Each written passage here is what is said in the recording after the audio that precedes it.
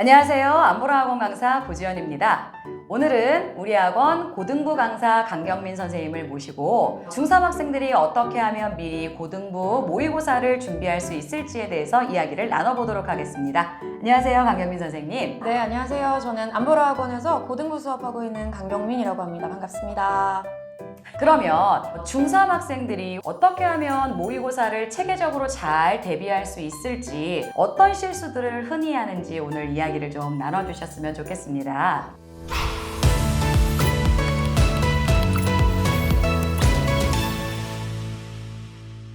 네, 저희가 준비한 첫 번째가 이제 문학 영역입니다. 문학을 우리 아이들이 풀 때 흔히 하는 실수들이 있어요. 그래서 그런 부분들을 제가 중요한 몇 가지를 좀 가지고 왔는데요. 먼저 첫 번째로 이야기를 꼭 해드리고 싶었던 게 우리 아이들이 빨리 읽습니다. 너무 빨리 읽습니다. 맞아요. 실제 내신하고 모의고사가 가장 다른 점이 있다면 내신은 시험 범위가 있고 미리 준비한 다음에 시험을 보러 가기 때문에, 그런데 이제 모의고사라는 건 대비할 수 있는 시험 범위가 많이 없다 보니까 이건 무조건 빨리 읽어야 돼. 무작정 달려나가는 애들이 많죠. 근데 이게 왜 문제라는 거죠? 제대로 이해를 못하기 때문이에요. 속도에 지금 아이들이 막 집중하다 보면 결국에는 빨리 읽는데 문제의 정답은 비껴가게 되는 겁니다. 그래서 맞습니다. 우리의 목표는 시간을 쓰면 그 문제는 맞아야 되는 거잖아요. 맞습니다. 네, 그래서 우리가 흔히 문학을요, 대표적으로 산문과 음문 이렇게 나눌 텐데요. 중학교 때 수백 번 외웠을 겁니다. 인물사건 배경.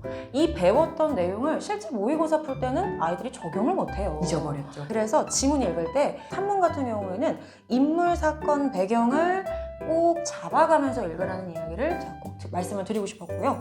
그리고 음문 같은 경우도 결국엔 화자가 자신의 이야기를 정서를 중심으로 이야기를 하는 거예요. 노래하는 거죠. 맞아요. 네, 그러니까 정서, 화자가 어떤 기분인지, 어떤 태도인지, 또 무엇을 바라보고 있는지 이런 것들을 한번 주어진 지문을 꼼꼼히 천천히 그렇게 읽으라는 말씀을 꼭 드리고 싶었고, 두 번째 우리 친구들이 흔히 하는 실수, 보기 문제에서 우리 아이들이 지레 겁을 먹습니다. 왜냐하면 그 옆에 3점 이렇게 쓰여 있거든요.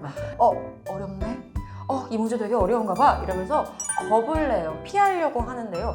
아닙니다. 문학에서 그 보기는 오히려 힌트입니다. 왜냐면 그 보기에서 이 작품은 이렇게 읽어야 해. 왜냐면 이 작품의 배경은 이때거든. 맞아요. 그리고 또 이 작품에서 중요한 구절은 이 부분이니까 제대로 읽어. 그리고 이건 이렇게 해석해야 한다까지 알려줍니다. 네, 하지만 또 우리 친구들은 그것을 정작 읽어야 할 그것을 읽지 않고 또 지문에 가서 밑줄만 치고 있으니까 제가 답답합니다.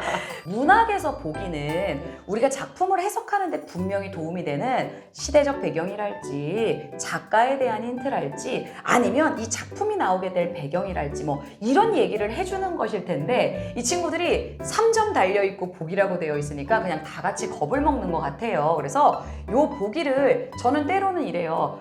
너무 이제 시대적 배경이 강한 작품들 같은 경우는 보기를 먼저 읽고 들어가면 작품에 대한 해석이 훨씬 쉬울 때가 많은데, 보기에 대해서는 아예 읽지도 않고 선지만 읽으면서 막 해석을 하면서 문제를 풀려고 드니 도대체 해석이 안 될 때가 있어서 문제를 틀릴 때가 있거든요. 그래서 보기를 적극적으로 활용하라는 말씀은 정말 좋은 말씀인 것 같네요. 네, 그리고 다음은요.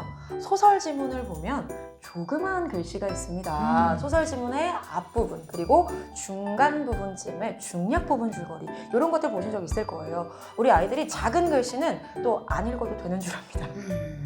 조그맣게 써있는 그 앞부분의 줄거리와 중략 부분 줄거리를 안 읽고 넘어가는 경우들이 상당히 많습니다. 맞습니다.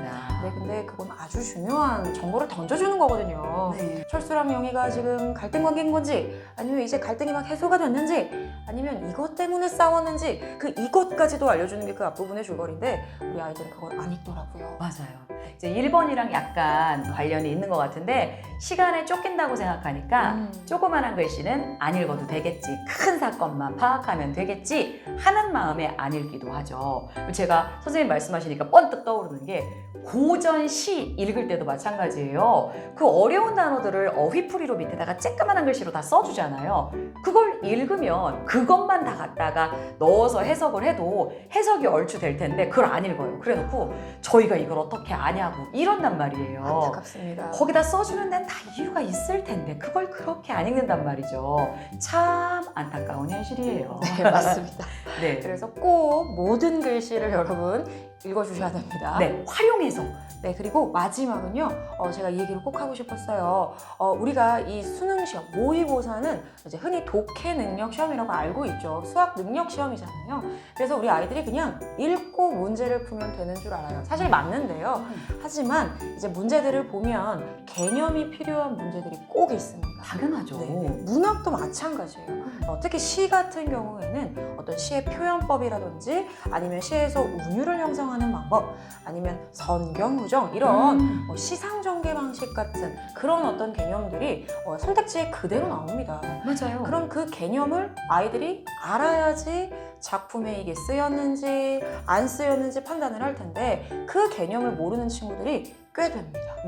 네, 그래서 그 개념 공부를 놓치면 안 된다는 말씀을 제가 꼭 드리고 싶습니다. 맞아요. 근데 이제 고등부에 가면 이런 개념들을 우리가 막 준비하고 할 시간이 많지가 않잖아요. 그래서 맞습니다. 중등부 때부터 이런 개념들은 착착착 쌓아놓는 게 굉장히 중요하거든요. 실제 출제된 예가 혹시 있을까요? 네, 제가 가지고 왔습니다. 음. 실제로 22학년도 3월 고1 모의고사 34번 문제인데요. 제가 선택지를 한 3개 정도 읽어드릴게요. 말을 건네는 방식을 통해 독자의 주의를 환기하고 있다. 그러면 작품에 말이 건네는 방식이 어떤 식으로 쓰였는지 알아야 하는 거죠. 이게 대화체인지 독백체인지 판단하실 수 있어야 된다는 말씀인 거고요. 영탄적 표현을 활용해서 대상에 대한 경외감을 드러낸다. 아, 영탄법이라는 거. 영탄이 무슨 말인 줄 알아야 되겠네요. 그렇죠. 네, 마찬가지로 연쇄적 표현을 통해서 주변 사문을 사실감 있게 제시하고 있다. 그럼 연쇄적 표현, 이게 무엇인지 또 알아야 된다는 얘기겠죠. 그래서 기본적인 운율 형성 혹은 시상, 전개 이런 말들을 꼭 미리 공부를 해놔야만 맞출 수 있는 문제가 포함된다. 이거 아주 중요한 말씀이시네요. 네, 맞습니다. 네, 그래서 제가 지금까지 이제 우리가 같이 이야기를 나눴던 내용들을 한번 정리를 해보려고요. 네. 일단 첫 번째, 빨리 읽으면 안 됩니다, 정말. 네, 천천히. 산문은 인물, 사건, 배경 중심으로, 그리고 운문은 화자의 정서를 중심으로 여러분들이 천천히 작품을 좀 읽어나가 보시면 좋을 것 같고요. 그리고 두 번째는 보기를 적극적으로 활용해야 한다는 겁니다. 보기에서 주어진 개념, 그다음 보기에서 주어진 어떤 시대적인 배경들 적극적으로 활용해서 거꾸로 보기 먼저 읽고 작품에 접근해도 문제 푸는데 좀 더 편함을 여러분들이 느끼실 겁니다. 네, 그리고 세 번째는 앞부분의 줄거리와 중략 부분 줄거리를 놓치지 말아야 한다. 네, 그리고 네 번째는 문학 개념 공부를 미리미리 합시다. 이 얘기입니다.